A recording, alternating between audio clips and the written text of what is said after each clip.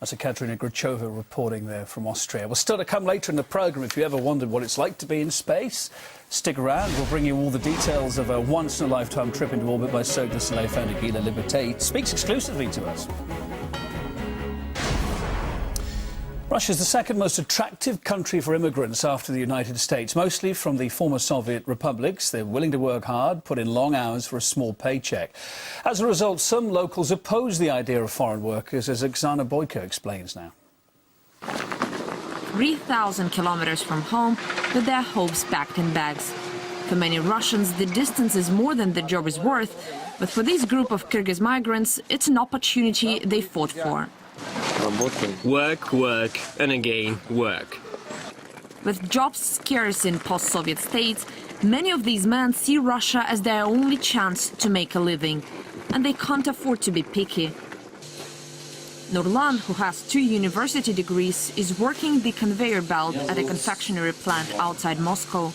For him, it was an offer too sweet to resist.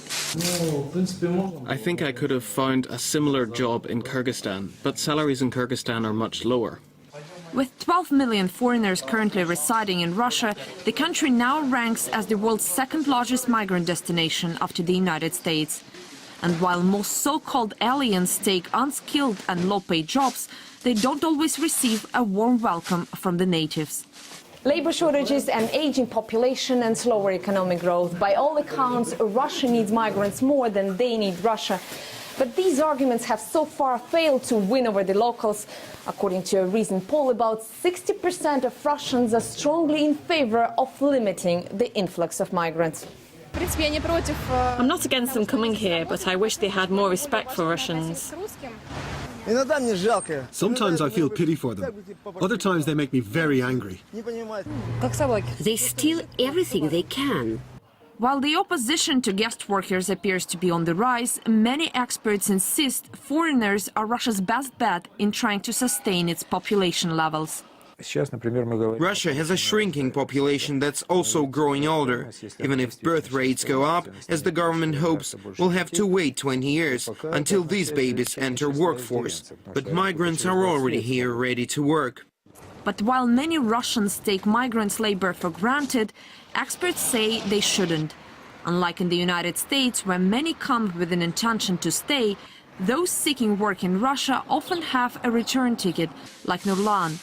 His goal is to save enough money to buy a house in Kyrgyzstan. It's good to be a guest, but there is no place like home. Oksana Boyko, RT, Krasnogorsk, Moscow region. Iran's President Ahmadinejad has accused the West of being behind the bombings which killed leaders of the Revolutionary Guard. Priya Shri is in Washington for us tonight.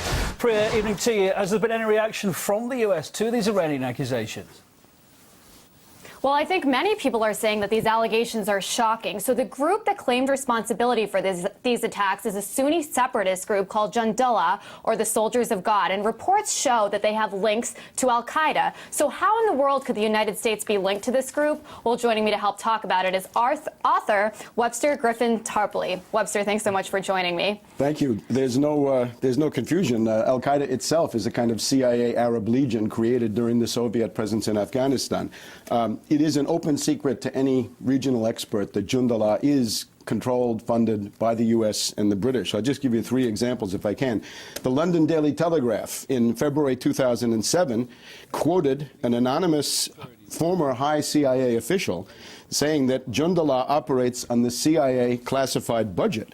They cited Fred Burton, a former U.S. State Department official, confirming the same thing. And it's not just in this Baluchistan ethnic group, but this is being done in Iran under Kurds, among Kurds, Azeris, Arabs, as well as the Baluchis. Okay, so let me interrupt you for 1 second. Why would the United States want to fund this group? The goal is the shattering and the destruction of the territorial integrity of Iran and also of Pakistan. With Iran, there are these ethnic subsets, again, strong Arab, Kurdish, Azeri, and Baluchi minorities.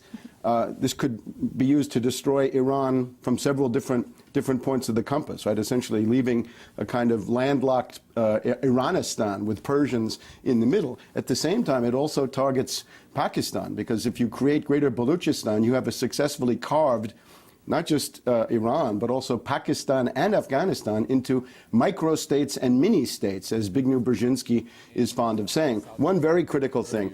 The most obvious thing in the world is to have a pipeline from the city of Gwadar in Baluchistan up over the Himalayas and into China.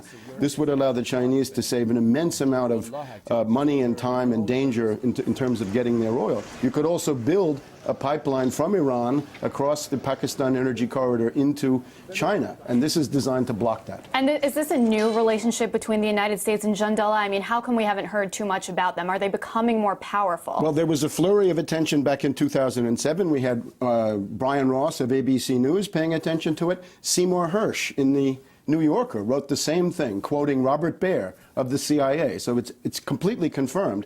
The money is alleged to have started in 2005, but of course the connections here go back to British intelligence. And when the Iranians responded to this, they mentioned the British very prominently, as they should, because the matrix of all these things over decades and even centuries is the colonial presence of the British, who have a big role in this too. So it's a kind of Anglo-American joint operation to bust up these countries and prevent economic development in the region. But what about the fact that Jundullah has ties to al-Qaeda? I mean, how does that make any sense for the United States to be associated with this group that has links to people that they're fighting? Well, this is a counter gang. My research, 9/11 Synthetic Terror Made in USA, shows that al-Qaeda is the CIA Arab Legion created during the Soviet presence in Afghanistan, and that one of the founders is none other than Robert Gates, the man today who is the Secretary of Defense of the United States. He was Deputy Director of the CIA. He writes in his memoirs that he considered founding a CIA Arab Legion, but didn't do it. I take it to mean that he did do it at the time, and that's what we're dealing with